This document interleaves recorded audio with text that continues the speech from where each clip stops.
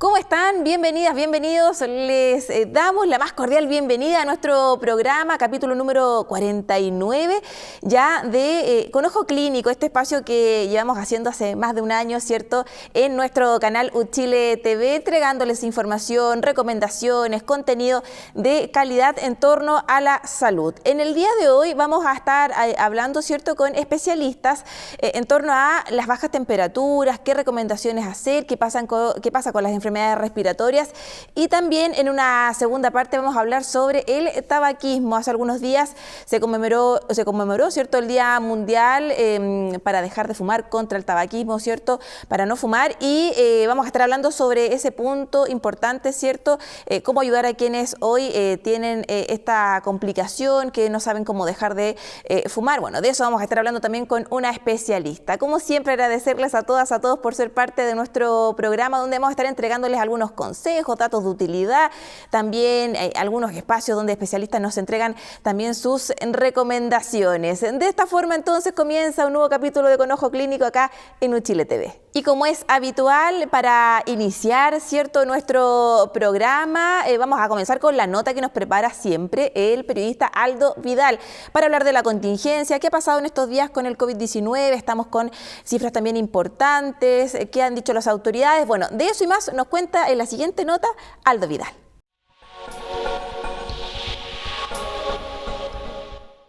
Estos son algunos de los hechos más relevantes relacionados con la pandemia ocurridos durante los últimos días. Según informó el Ministerio de Salud, en la última semana los casos nuevos han aumentado en 11,4% y la ocupación de camas UCI sigue en 85%. La ministra Begoña Yarza explicó que existe preocupación por la circulación de virus respiratorios, como el respiratorio sincicial, que tienen niveles iguales o mayores a los de 2019. Los números indican un mayor estrés en la red, sobre todo del área pediátrica, por lo cual queremos hacer un llamado a los padres y madres y personas cuidadoras a extremar las medidas de prevención en los niños y niñas, que se pongan al día con la vacunación contra el COVID-19 y la influenza, recordando que para la vacuna de influenza se puede vacunar desde los 6 meses hasta los 10 años de edad. Todas las regiones del país aumentaron su nivel de vacunación en la última semana. Sin embargo, se anunció que 15 comunas retrocederán a fase de medio impacto sanitario dentro del plan Seguimos Cuidándonos Paso a Paso. A partir del lunes 6 de junio, los extranjeros que ingresen a Chile tienen un trato más flexible para que sus vacunas contra el COVID-19 sean homologadas, una medida anunciada por el gobierno para facilitar la reactivación del turismo. Dicha homologación será en 2 días y no en 10 como hasta ahora, lo cual se llevará a cabo con un pase de movilidad temporal que dura 96 horas, pero que es renovable mientras se realiza dicho trámite. Además, se aceptan los esquemas de vacunación del país de origen y se exime de esta homologación a los menores de 18 años. Si bien esta no es obligatoria al ingreso, sí es necesario el pase de movilidad para acceder a transporte, hoteles o restaurantes.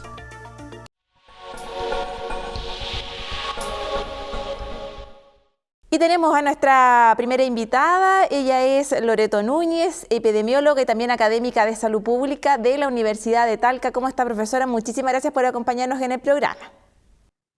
Muchas gracias a ustedes por la invitación y es un agrado estar aquí compartiendo con ustedes para dilucidar algunos temas de lo que ustedes me invitaron.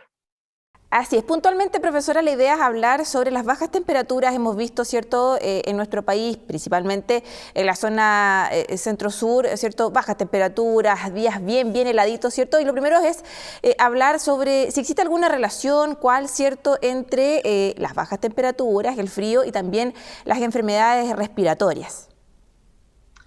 Mira, existe una relación. Pasan varias cosas. Por una parte, primero clarificar que cuando uno se enferma es porque tuvo contacto con algún agente infeccioso. No es que el frío te enferme. Lo que pasa con el frío que hace que aumente el riesgo de contraer las enfermedades por varios fenómenos. Por una parte, es que uno tiende a estar en unos espacios cerrados, menos ventilados, y eso aumenta la propagación de los agentes que puedan estar en el ambiente, ¿ya? Por otra parte, tiene que ver cuando las bajas temperaturas, hay investigación que ha mostrado que los virus, estos virus respiratorios, se transmiten y se propagan y se multiplican más fácilmente a bajas temperaturas. Por lo tanto, si bien nuestra temperatura corporal es de 37 grados, nuestras fosas nasales tienen 33 grados, por lo tanto es un buen ambiente para que estos virus se repliquen. Además, lo que nos pasa en la nariz también influye en que como hace frío, nuestro organismo trata de protegerse y de contraer todos los vasos sanguíneos que están en la periferia para no perder temperatura. Entonces, eso sucede al interior de la nariz, entonces se contraen los vasos sanguíneos y eso hace que haya menos sangre, pero también haya menos glóbulos blancos, que son nuestra primera defensa frente a los agentes externos, en este caso los virus respiratorios, que te van a aumentar el riesgo de enfermarte. Y aquí puntualmente estamos hablando, profesora, de qué tipo de virus. Estamos hablando del sincicial, típico de esta temporada, por así decirlo, resfríos, gripes, ¿cierto? Estamos hablando de qué enfermedades.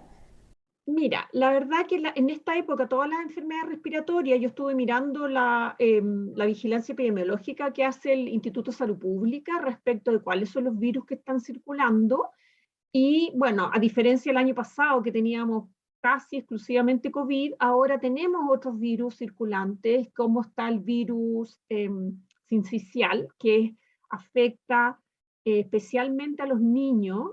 La verdad que le puede dar a cualquier persona, pero los niños, los más chiquititos, son los que tienen mayor riesgo de hacer una enfermedad más grave. Los adultos mayores también, está el de la influenza A, la influenza B, hay varios virus circulando, y bueno, y tenemos el SARS-CoV-2. Claro, es un panorama distinto al que habíamos tenido los otros años, ¿no? Porque estábamos enfocadísimos en la pandemia, en el COVID-19, y ahora tenemos esta gama un poco más amplia, ¿cierto?, de enfermedades. ¿Qué podemos hacer? ¿Qué recomendaciones podemos entregar primero en general frente a esto? Y también preguntarle por el COVID-19, si hay también una relación con el frío, ¿no? Hay recomendaciones también que entregar en ese sentido, pensando que estamos en invierno. Mira, en relación con el frío, también se ha visto, por ejemplo, con nosotros los meses de invierno, pasan en otras latitudes también, en otros lugares de Chile. Yo veo, por ejemplo, ahora aquí, yo estoy hablando de Talca, tenemos sol, ya, un sol que no calienta mucho, pero sol. Pero es bueno, porque tenemos radiación ultravioleta. En el invierno baja la radiación ultravioleta y baja la vitamina D, que es un elemento que nos ayuda a proteger y estimular nuestro sistema inmune. Entonces se ha visto además que en las investigaciones, aquellos pacientes que tenían un déficit de vitamina D tenían un mayor riesgo de hacer una enfermedad grave por el SARS-CoV-2. Eso un poco que no lo había explicado inicialmente. De estos otros elementos que hacen que el invierno sea una época donde nos aumenta el riesgo, porque nuestro sistema inmune funciona peor que en el verano, y porque los virus de estos respiratorios aprovechan el frío es un buen ambiente para ellos. Y a tu pregunta específica de qué recomendaciones, bueno, las recomendaciones es adherir a todo esto que tenemos, estas recomendaciones para prevenir el COVID-19, aplican para todos los virus. Lo que mantener la distancia física con las personas, el uso de mascarilla. De hecho, ahora, no sé si a ustedes les ha tocado andar con mascarilla en el invierno, y es maravilloso porque uno anda abrigadito. A diferencia de lo que pasa en el verano, ¿no? Que uno se queja del calor, del sudor, ahora es como que ayuda incluso. Absolutamente, y ahora consideramos que no tenemos que usarlo fuera, en la calle. Yo me he pillado usándola porque me es muy conveniente, no se me congela en ningún lugar. Entonces, eso podría ser también una medida de usar la mascarilla.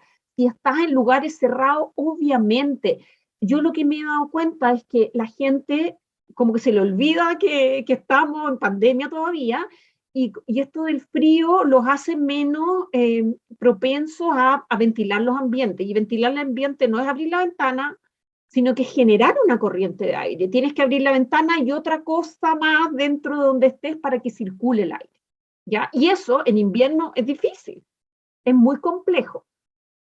Bueno, eso, el uso de la mascarilla, el lavado frecuente de manos también es importante. Si vas a estornudar, hacerlo con el antebrazo, o si tienes pañuelo, en el pañuelo, botar el pañuelo en un lugar, en un recipiente cerrado, lavarte las manos, eh, hidratarte bien, dormir bien también. Son todos elementos que nos van a permitir estar en mejores condiciones para poder hacer frente a esta época que es compleja con las enfermedades respiratorias. Y el frío, bueno, no, nos llama a cuidarnos y nos hace un poco más difícil este cuidado, porque tenemos que ventilar, tenemos que estar con menos gente, si es que usar tu mascarilla, si es que no estás a 1,5 metros de las personas en ambientes libres, si vas a almorzar con más personas, asegúrate que si no son de tu círculo, de tu burbuja de protección, mantener la distancia y bueno, y buscar un ambiente seguro. Está, bueno, en esta misma línea, ¿cierto?, de las recomendaciones, de los consejos, usted decía, ¿cierto?, que hay un día de sol en Talca. Y otra recomendación que también a uno se le entrega, ¿cierto?, desde muy pequeño, pequeña, es tener cuidado con los cambios de temperatura. Estaba pensando, por ejemplo, en también esas recomendaciones, ¿no?, a estar muy consciente de que si bien hay sol, a no desabrigarse, a vestirse por capas. El tema también de cuando llueve, ¿cierto?, después no estar en lugares con mucha humedad. También son aspectos que no hay que descuidar, ¿cierto?, a la hora de estar en otoño, estar en invierno, y también cuidarnos para no enfermarnos. Mira, ¿sabes qué? Yo creo que yo reforzaría. Uno se enferma porque está en contacto con un agente infeccioso. El frío no te enferma, pero sí te puede hacer más difícil lo que habíamos hablado, te hace más fácil que los virus se repliquen en tus fosas nasales, y te hace más difícil estar en ambientes ventilados, ¿ya? Tiende uno a estar más aglomerado, ¿ya? Porque está más calentito además, ¿cierto? Ese es un factor importante del frío. Entonces,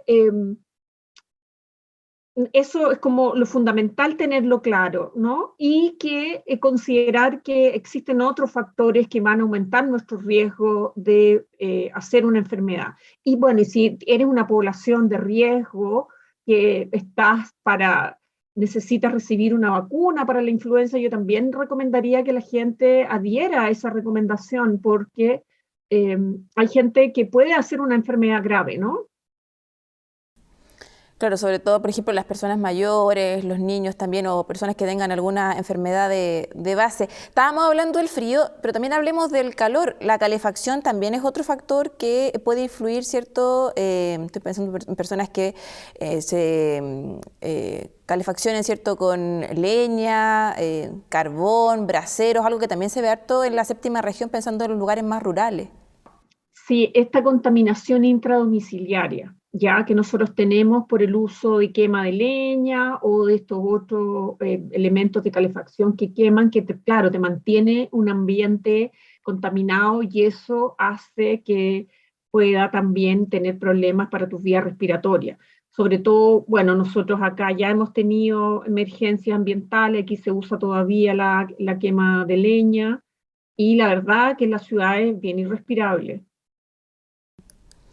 Y ahí también hay que, bueno, generar una política pública, además, ¿cierto?, porque es algo que estamos viendo recurrentemente en todo nuestro país, prácticamente en Coyhaique, que también incluso la otra vez están con situaciones bien complejas de la calidad del aire, ¿no? Sí, y ¿sabes lo que nos pasó acá? Que la semana pasada, que tuvimos los días más fríos, ahora no ha hecho tanto frío. Por ejemplo, a nosotros se nos congeló el agua, que nunca nos había pasado en la mañana. Entonces, lo que vimos también en la ciudad de Talca es que se cortó la energía eléctrica. En estos horarios, como que uno tiende a llegar a las casas y a prender la calefacción, hay gente que usó más la electricidad. porque también teníamos resguardos de que no se podía prender los calefactores a leña, entonces la gente usó la electricidad y el sistema tampoco pudo sostener ese mayor consumo, ¿ya? Y fueron cortes esporádicos, cortitos, pero bueno, eso genera inconvenientes también para la población. Entonces, tenemos que tener una estructura, bueno, tenemos harto que avanzar en un poco, si queremos cambiar estas formas de calefaccionarnos, tenemos que tener algún soporte que nos permita tener energía limpia, pero que mantengan el suministro, como la electricidad, por ejemplo. Y siguiendo con el tema de la calefacción, pensando en la temporada en la que estamos y la presencia de enfermedades respiratorias, ¿cierto? Y la presencia también del COVID que sigue entre nosotros, una recomendación, digo, también podría ser, si va a estar con una calefacción, con una estufa parafina, con algo que sea, ¿cierto?, algún contaminante, bueno, ventilar, ¿cierto?, que es algo que usted ha hecho harto hincapié durante la entrevista, mantener estos momentos, ¿cierto?, de hacer algún tipo de corriente de aire para poder también ahí hacer circular justamente el aire y evitar alguna complicación.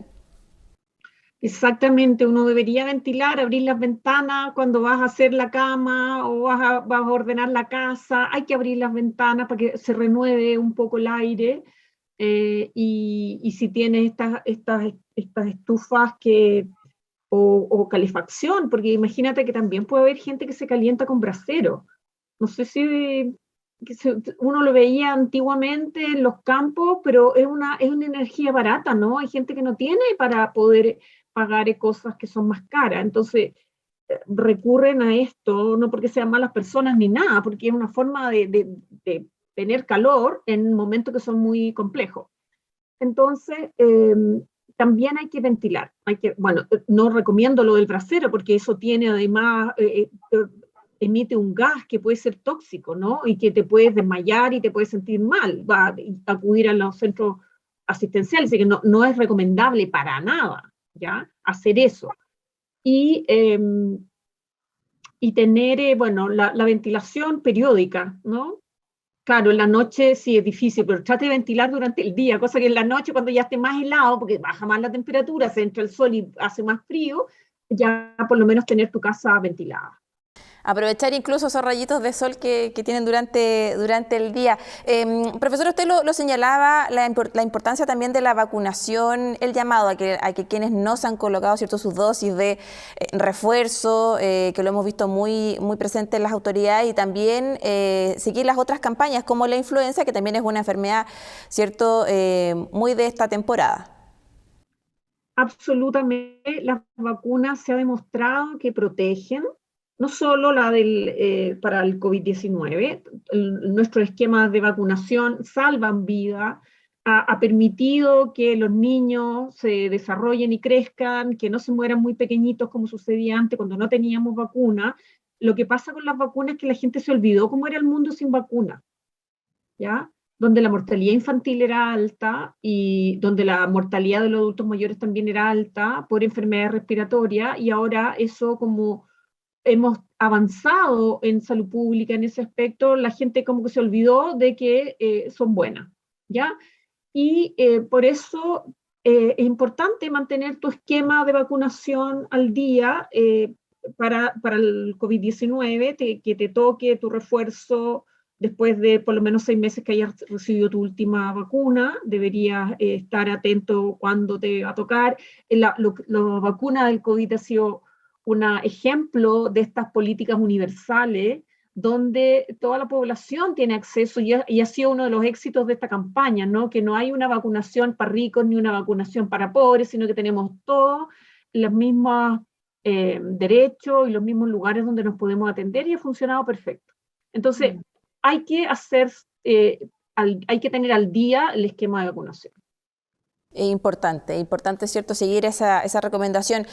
Nos quedan poquitos minutos, profesora, pero quería también preguntarle por los más pequeños de la casa, recomendaciones para los bebés, ¿cierto?, para los papás que de repente tienden a abrigar a los niños, a cómo también enfrentar esta temporada, pensando en quienes van a los jardines infantiles, a las cunas, se contagian, cómo también llevar toda esa situación, ¿cierto?, cuando tenemos varias enfermedades respiratorias que están circulando en el ambiente. Sí, mira, ¿sabes qué? Hay algo, con tu pregunta me hace acordar cuando mis hijos eran pequeños. que eran muy acalorados y que la gente me miraba muy feo porque andaban siempre piluchos. Y la pediatra me dio un consejo súper bueno y que la doctora Teitelborn, Marcia Teitelborn, sí, Nos vamos a compartir acá, aproveche. para que lo compartan. Mira, ella me dijo, tócale el estómago. Si lo tiene calentito, está bien el niño. Si lo tiene frío, abrígalo. ¿Ya? Porque los chicos, uno a veces de adulto se mueve menos, entonces te da más frío, los niños se mueven mucho, hacen más cosas, idealmente no se está mucho el pegado a la pantalla, puede que eso no funcione mucho ahora, pero hay un poco que ver eso, porque cuando uno tiene frío, no necesariamente tu hijo tiene frío, ¿ya? Y en los pequeñitos, en los bebés, también hay que fijarse que estén calentitos, ¿no? Que tocarlos que estén con una temperatura, y créeme que uno dice, ¿cuándo será frío? ¿Cómo será calor? Uno lo siente. Ya, si tú lo tocas y está frío, si el niño está frío, te vas a tener la guata fría y ahí lo abrigas. Oye, la guata, no sé si hay un chilenismo si hay alguien de otra cultura que no esté escuchando, el estómago. La pancita, la barriga, claro. Sí. Muy buena recomendación, pues profesora B. Le queremos agradecer por estos minutitos, este consejo práctico, ¿cierto?, que le entrega a las mamás, a los papás, a los cuidadores también de niños y niñas en nuestro país, para que ahí siga la recomendación. Pues ya saben, ya, tocarle la guatita, la pancita, ¿cierto?, y ver si están bien y abrigar o no abrigar, ¿cierto?, en el caso que corresponda. Profesora, muchísimas gracias por estos minutitos, por ser parte de nuestro programa acá en Con Ojo Clínico. Gracias a usted, encantada. Que le vaya bien. Chao, chao. Igualmente, chao. Y en nuestra sección Con Ojo de Especialista, semana a semana, ¿cierto?, son los y las especialistas quienes nos entregan información, contenido relevante. En el caso de hoy vamos a estar acompañándonos con Marcelo Valle, él es odontólogo. Vamos a tener una sesión importante sobre nuestra dentadura, odontólogo de la Clínica de Cuidados Especiales de la Facultad de Odontología de la Universidad de Chile. Nos va a responder la siguiente pregunta: ¿por qué ocurre y qué hacer si tengo sensibilidad dental? Lo responde el especialista. Mira aquí.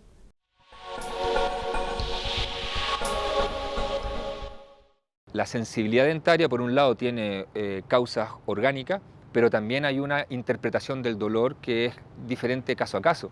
Entonces, sin que hayan alteraciones sensoriales, una persona sí puede tener alta sensibilidad dentaria por atrición, por erosión química. Entonces, ¿qué se hace? Lo más sencillo es utilizar pasta con alto contenido de flúor para poder fortalecer ciertas zonas del diente que son más sensibles.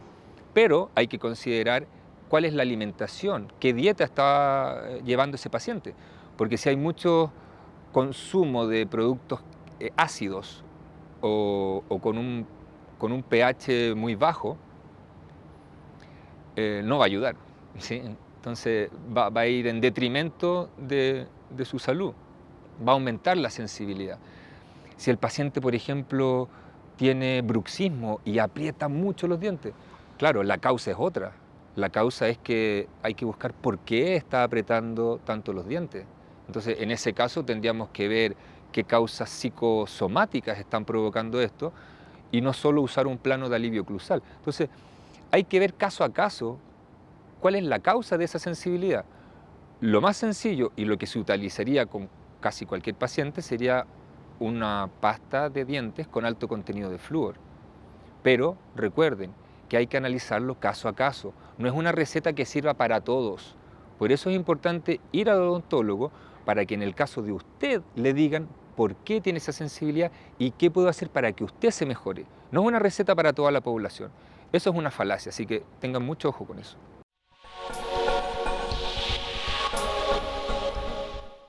Y con esta interesante información que nos entregaba Marcelo Valle, vamos a hacer una breve, pero muy pequeñita pausa. A la vuelta vamos a seguir con otra entrevista, vamos a hablar sobre el tabaquismo y mucho más. Ustedes no se separen de nuestra sintonía y ya regresamos.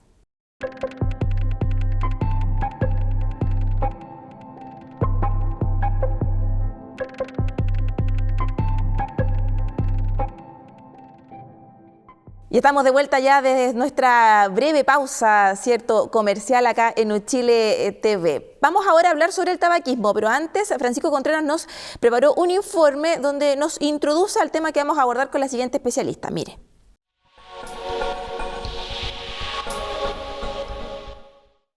El consumo de tabaco y la exposición al humo del tabaco ambiental continúan siendo un problema de salud pública a nivel mundial. A los ya reconocidos efectos sobre la salud, la calidad de vida y sobre el costo económico derivado de la atención para el tratamiento de enfermedades asociadas, se suma el daño que esta epidemia genera al medio ambiente. La ausencia de síntomas en las primeras etapas del consumo de tabaco puede transmitir al fumador erróneamente una falsa sensación de seguridad, pero según avanza su consumo, irán apareciendo síntomas respiratorios vinculados al efecto irritante del humo del tabaco y de las más de 4.000 sustancias tóxicas identificadas en él. Estos síntomas dependerán en sus formas e intensidad, del tiempo y la cantidad de consumo que muestre cada fumador. Por esto, no solo preocupa a los más de 8 millones de muertes anuales asociadas al consumo de tabaco a nivel mundial, superior a la mortalidad generada por el COVID-19 en estos 2 años y medio de pandemia, sino que además el medio ambiente también se ve afectado como consecuencia del ciclo del tabaco y los procesos asociados al cultivo, producción, distribución, consumo y basura relacionada con el desecho de las colillas.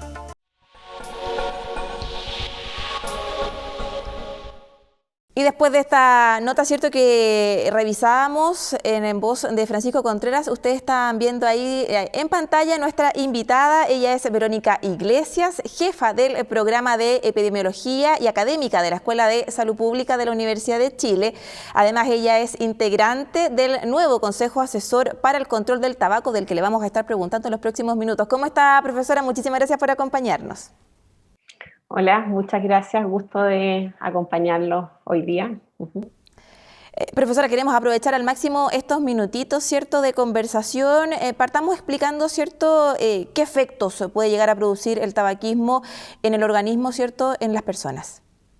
Bueno, la verdad es que el tabaquismo, el consumo de tabaco, pero también es importante la exposición al humo de tabaco ambiental, han sido ampliamente estudiados cuáles son los efectos.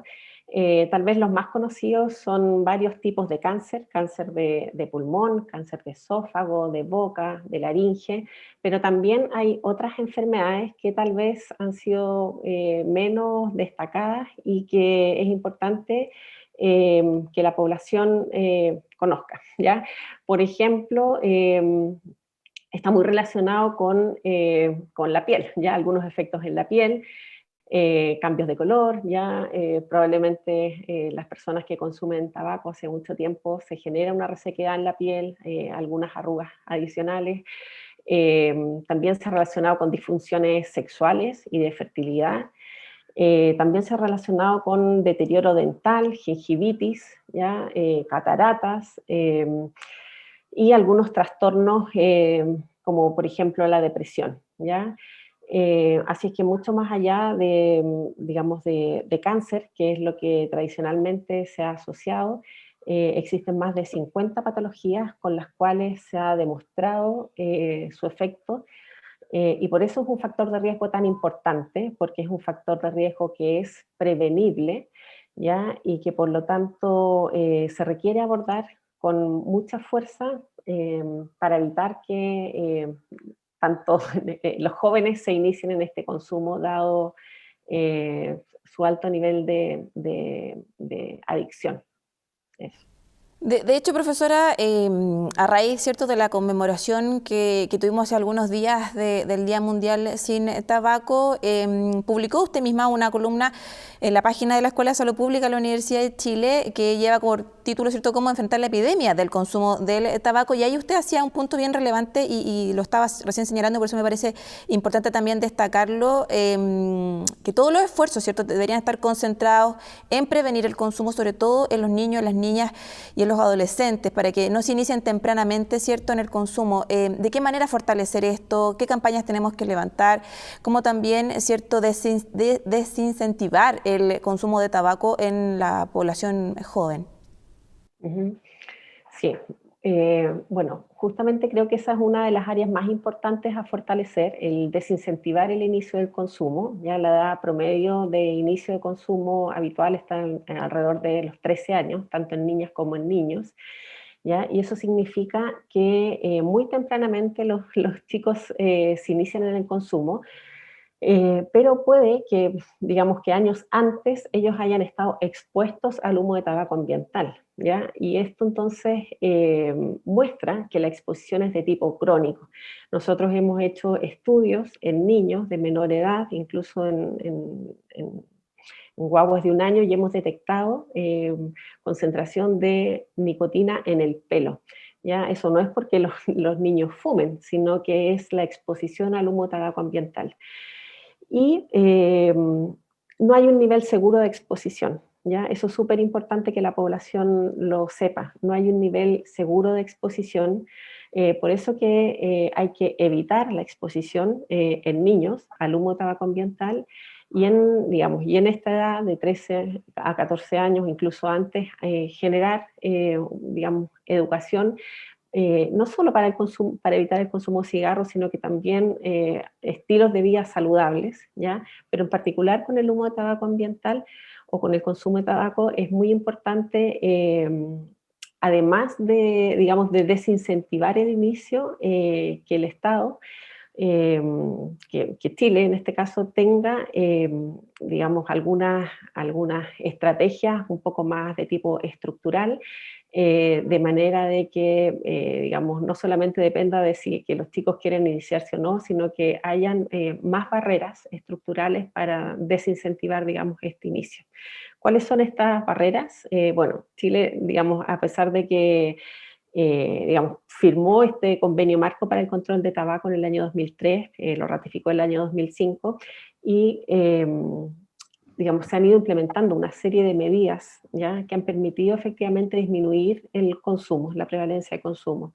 En el año 2003 nosotros teníamos a nivel nacional aproximadamente un 42,6%, y en la última encuesta nacional de salud había disminuido a un 33,3%. ¿Ya? Si bien estamos contentos por esta disminución, pensamos que todavía hay un espacio muy grande como para disminuir, ¿ya? Y ese es el objetivo para los próximos años, o sea, disminuir lo máximo posible porque, tal como señalo en esa columna, no existe un nivel seguro de exposición. Profesora, esto que nosotros vemos en las cajetillas, por ejemplo, estas advertencias, ¿cierto?, de lo que puede llegar a producirnos a nosotros estando embarazada, ¿cierto?, en nuestra salud bucal, ¿usted cree que tiene un impacto en la población? ¿Ha habido también ahí, se ha visto el efecto de este tipo de campaña? Sí, de hecho, bueno, esta es una de las directrices de este convenio marco del control de tabaco de la Organización Mundial de la Salud.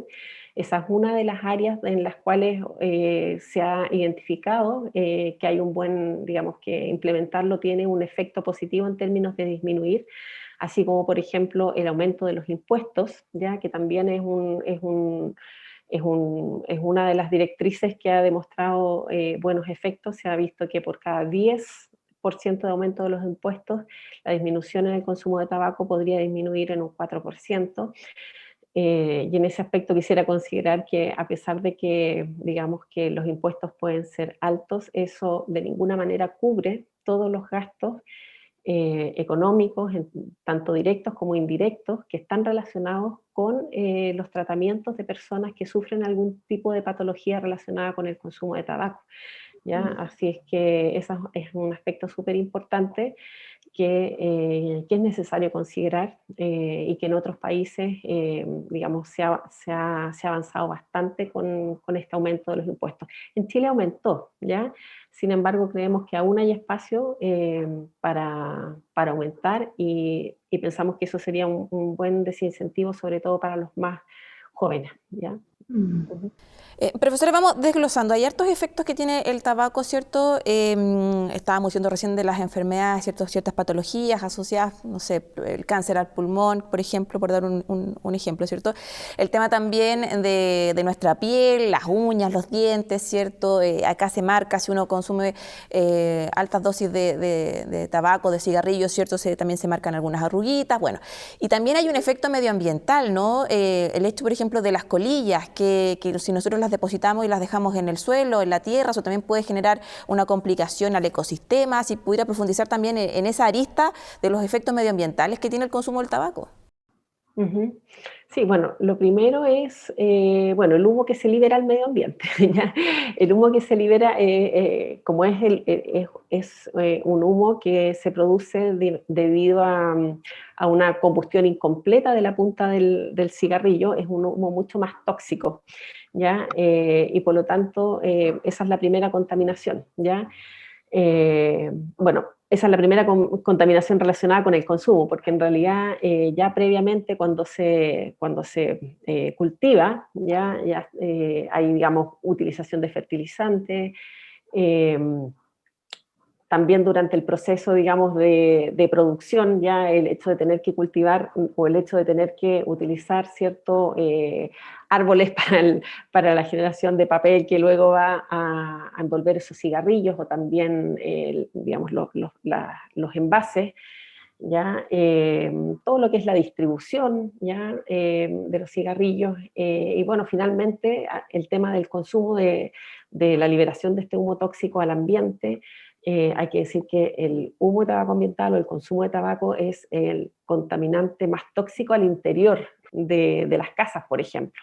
Es mucho más tóxico que una estufa, ¿ya? Y eso es súper importante porque es algo que podemos evitar.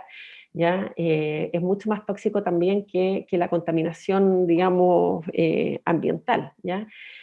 Así es que estamos expuestas a más de 4.500 sustancias tóxicas, al menos 40 de ellas con reconocido efecto cancerígeno, ¿ya? Por lo tanto, nuevamente el énfasis de señalar que esta es una exposición prevenible, sobre todo prevenible para los niños, ¿ya? Para las guaguas y bueno, para todos en general. Bueno, y el tema de las colillas, pues, ya se ha visto que al menos, o se ha descrito que al menos 2/3 de las colillas terminan en el suelo, contaminando, digamos, a través ya sea del humo, cuando no quedan bien apagadas, o también cuando se aprietan con el zapato, que se liberan esas sustancias, ya, y contaminan el medio ambiente o las especies que habitan, digamos, en esos sistemas. Ya sea a nivel de, digamos, de parques, de playas, del suelo, en cualquier parte. Entonces, es súper importante también no contribuir con esa basura, que es basura tóxica, y bueno, hacer responsables también de una buena eliminación de esa basura. Profesora, nosotros en nuestro programa tenemos también espacio para nuestros televidentes, nuestras televidentes, ¿cierto? Quienes nos siguen semana a semana y nos dejan sus consultas en nuestras redes sociales. Entonces quiero aprovechar de preguntarle por una consulta que nos llegó a través de @UChileTV. Nos preguntan, y está apareciendo ahí en pantalla, ¿cuáles son las consecuencias en la salud que puede tener un fumador pasivo? Uh-huh. Bueno, cáncer, yo creo que es la más grave, ¿ya? Efectivamente se ha evidenciado que mujeres, por ejemplo, que nunca habían fumado, pero que vivían con una persona fumadora,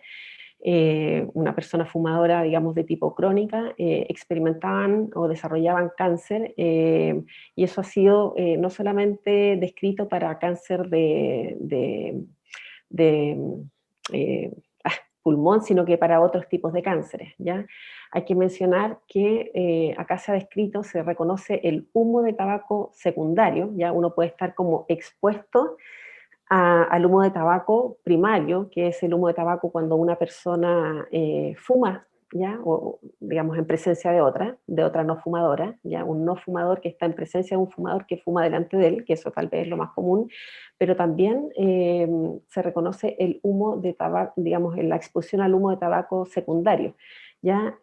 ¿Cuál es este humo? Es cuando uno fuma en una habitación interior, ya los componentes del humo de tabaco quedan adosados, por ejemplo, a cortinas, a alfombras, a los sillones, ¿ya?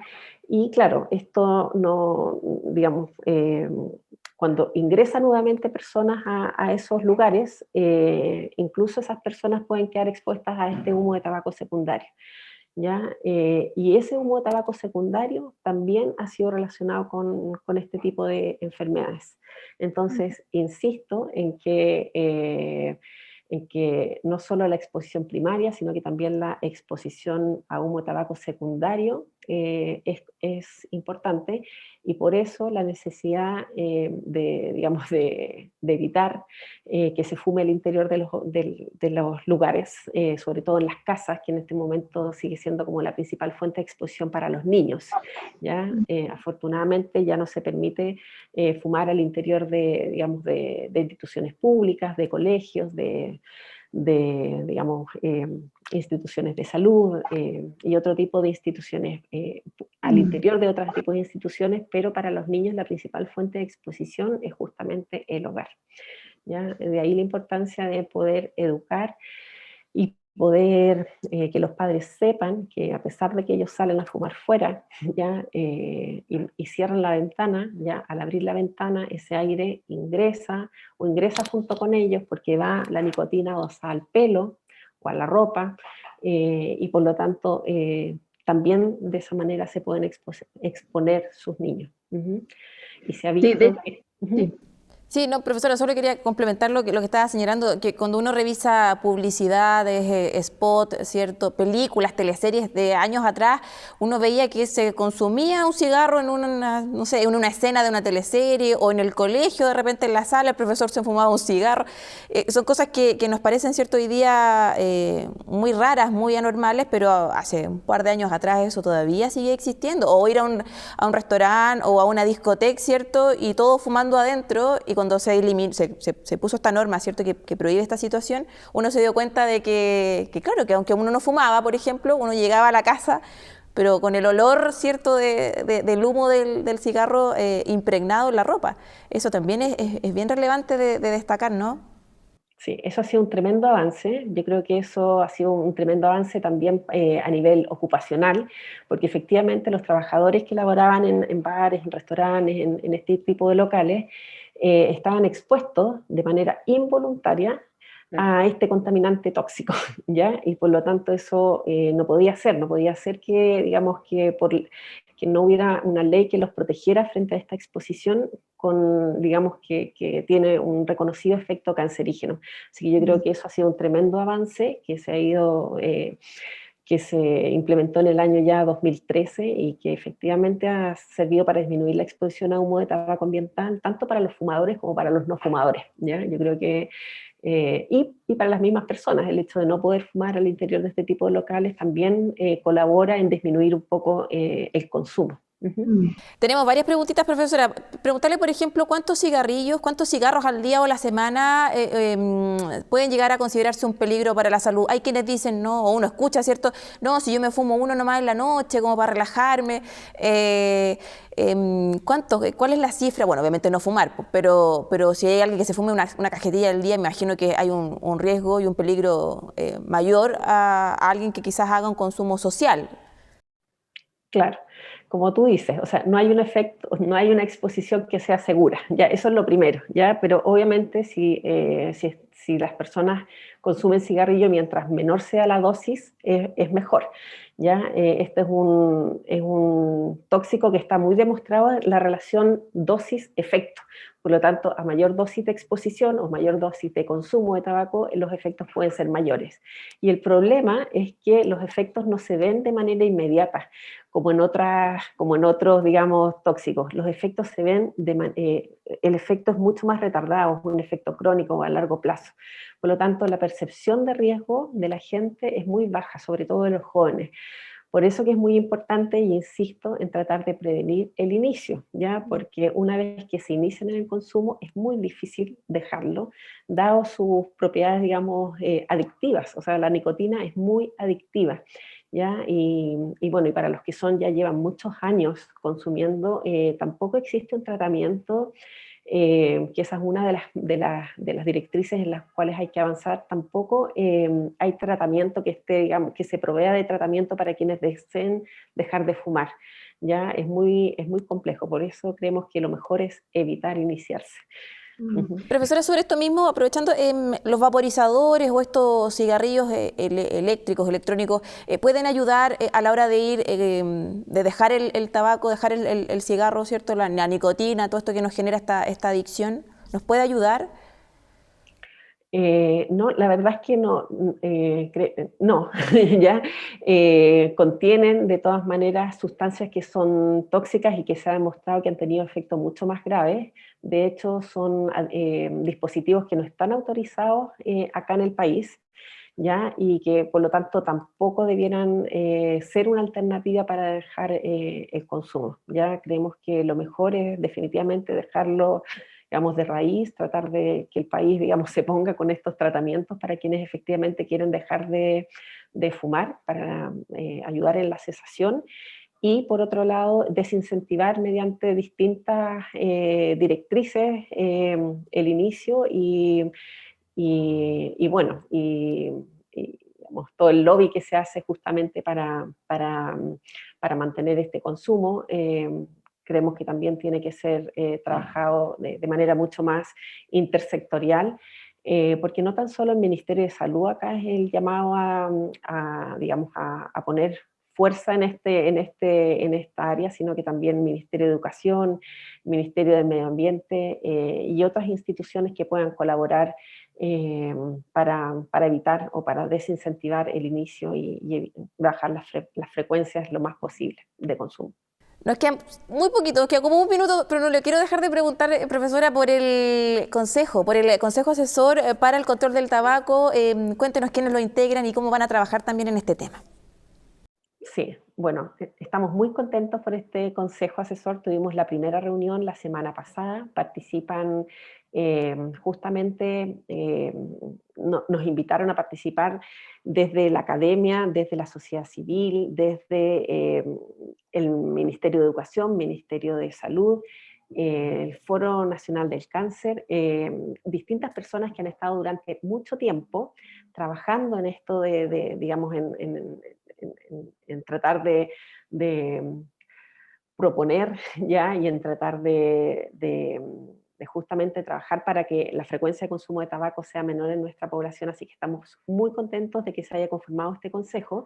Ya tenemos unas primeras directrices respecto a la conformación de subgrupos relacionados con educación, con el tema legislativo y con un tercer tema. Yo creo que esta semana ya vamos a tener nuestra primera reunión ya más de organización, pero creemos que están todas las energías y el compromiso de distintos actores para poder avanzar en este tema y poder avanzar digamos, en estrategias que ya están identificadas y que justamente hay que trabajarlas en lo que viene, ¿ya? Y hemos sido invitados a trabajar activamente, de manera rápida, de manera de poder implementar a la brevedad alguna de estas estrategias. Le queremos agradecer entonces, profesora Verónica Iglesias, jefa del programa de epidemiología y académica de la Escuela de Salud Pública de la Universidad de Chile y también integrante de este nuevo Consejo Asesor para el Control del Tabaco, por estos minutitos, por ser parte de nuestro programa, y la vamos a estar invitando nuevamente para que nos cuente cómo va avanzando también el trabajo de este grupo, ¿cierto? Que tiene harto por delante, pues harto que hacer. Sí, muchas gracias y muy agradecida de tener este espacio para poder comunicar, y así es que encantada de participar en cualquier momento. Que le vaya muy bien. Chao, chao. Chao. Y en nuestro dato de utilidad esta semana vamos a hablar sobre el IFE laboral. El IFE laboral es un beneficio, ¿cierto?, estatal para las y los trabajadores de nuestro país que firmen un nuevo contrato, ¿cierto?, laboral después de haber estado al menos un mes en situación de cesantía. Los pagos se entregan por hasta 3 meses, siempre y cuando se cumplan también determinadas condiciones, requisitos para poder obtener este IFE laboral. Los 3 requisitos principales, ¿cierto?, para poder postular a este beneficio, a esta ayuda estatal, son tener un nuevo contrato de trabajo en el mes en curso o máximo el mes anterior, ¿cierto?, de la postulación. También haber estado cesante durante todo el mes anterior al inicio, ¿cierto?, de este nuevo contrato de trabajo, y tener una remuneración bruta que no exceda, ¿cierto?, que no sobrepase los 3 ingresos mínimos mensuales. Si ustedes quieren tener más información, está apareciendo en nuestra pantalla, ¿cierto? El sitio donde pueden ingresar es www.subsidioalempleo.cl. Ahí van a encontrar toda la información que le estamos contando acá en Conojo Clínico, en nuestro dato, ¿cierto?, de utilidad sobre el IFE laboral. Y dejamos hasta aquí nuestro programa. Como siempre, agradecerles a todas, a todos por ser parte de este espacio que hacemos con mucho, mucho cariño acá con todo el equipo de Conojo Clínico. Estamos a punto ya de cumplir 50 capítulos la próxima semana, así que quizás se viene alguna celebración, uno no sabe, ¿cierto? Después de más de un año de programa, de estar siempre junto a ustedes entregándoles información relativa a la salud en torno a la pandemia y también otros temas. Los dejamos invitados, invitadas a que sigan la programación de nuestro canal Uchile TV, y también que sigan muy atentos a todo lo que sucede en la Universidad de Chile, las redes sociales de nuestro programa y mucho más. Que estén muy bien, nos reencontramos la próxima semana. Chao, chao.